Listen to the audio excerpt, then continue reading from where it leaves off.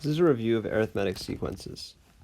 In question 1, we're told that the fifth term of a sequence is 32, and the ninth term is 44, and asked to find a sub n, the nth term of a sequence.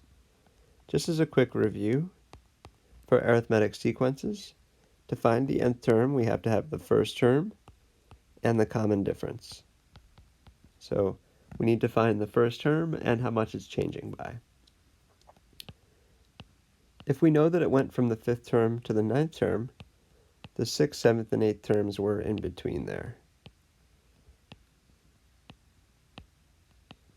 So it went up from the fifth to the sixth term one time, from the sixth to the seventh the second time, seventh to the eighth a third,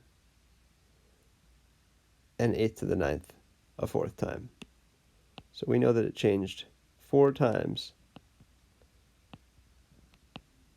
between the fifth and the ninth term.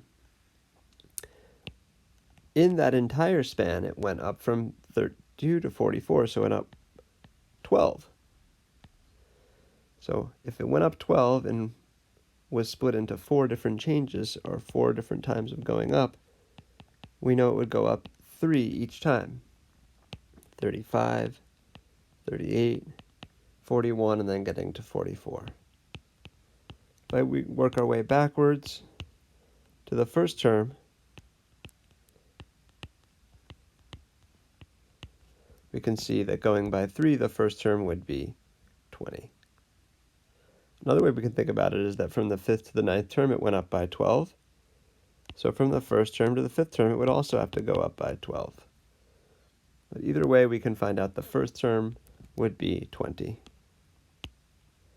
We know the common difference, or how much it's changing between each term, is 3. So the final answer would be 20 plus 3 times n minus 1.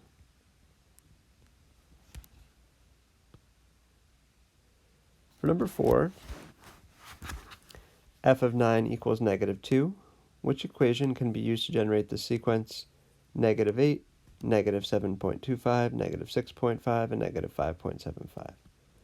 So we know the first term is negative 8, and we can see the common difference, how much it's going up by or down by. Well, it's going up by 0.75. Between all of these terms, it's increasing because the negative is getting smaller.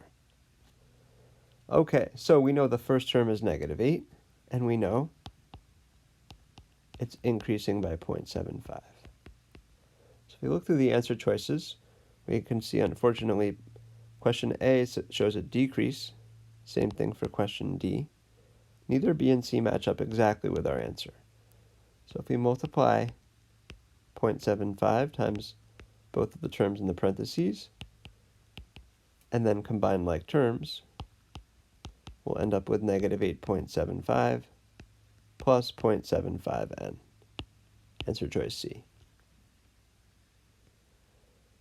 For answer choice 3, we have the nth term in this sequence, so by looking at it, we can see the common difference. It's going up by 4. So if we wrote our sequence, the first term is 3, it's increasing by 4 times n minus 1. Again, doesn't match up exactly with any answer choices. So if we distribute, we'll have 3 plus 4n minus 4. Combining like terms, we'll have 4n minus 1. So correct answer is a sub n equals 4n minus 1. Number 4, the third term in the arithmetic sequence is 20, and the fifth term is 36. So if the third term is 20, the fifth term is 36, we know there's one term in between. So instead of going up 16 over 2, we can say it's going up for 8 each time. So 20, 28, 36. Working our way backwards, the second term would be 12, and the first term would be 4. So we know the common difference, how much it's changing by. It's going up 8 each time, and starting at 4. So 4 plus 8 times n minus 1. If we distribute the 8, we'll have 4 plus 8n minus 8. So combining like terms, final answer would be 8n minus 4.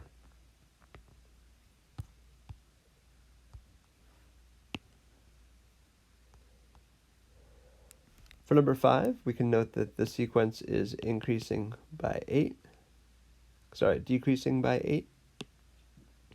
as the numbers are getting more and more negative.